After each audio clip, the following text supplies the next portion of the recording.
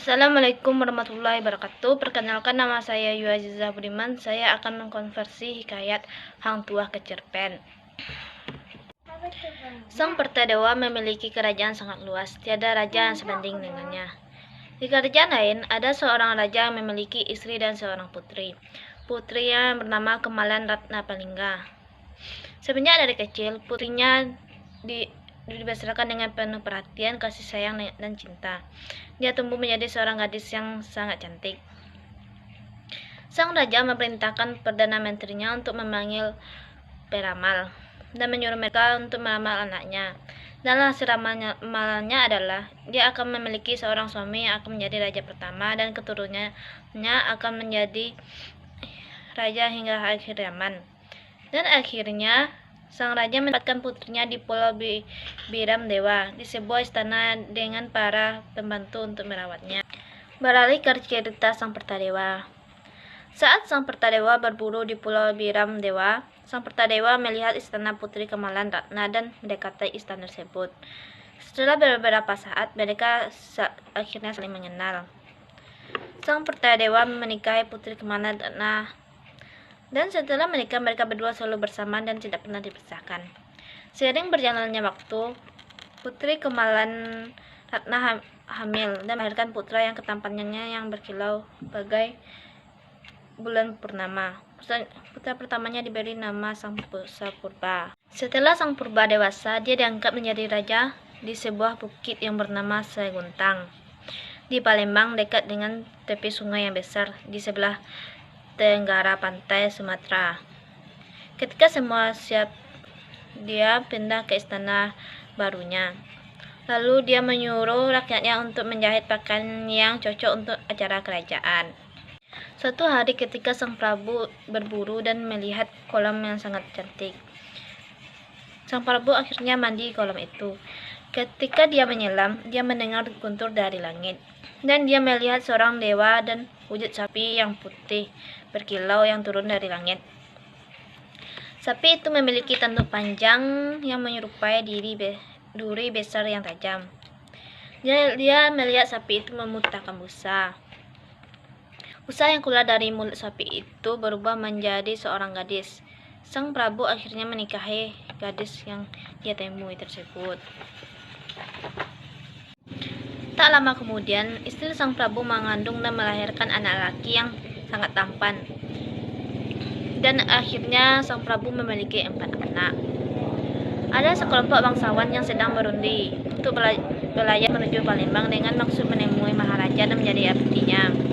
Maksud bangsawan datang ke sana adalah untuk dapat memiliki seorang raja dan keturunan yang ingin memimpin mereka hingga akhir zaman. Dan akhirnya Sang Prabu mengangkat anaknya yang bernama Maniaka menjadi raja di kerajaan baru. Pada saat yang tepat, Sang Raja Maniaka memakai pakaiannya dan mahkota kerajaan dari Bukit Seguntang. Beralih ke cerita Hang Tuah.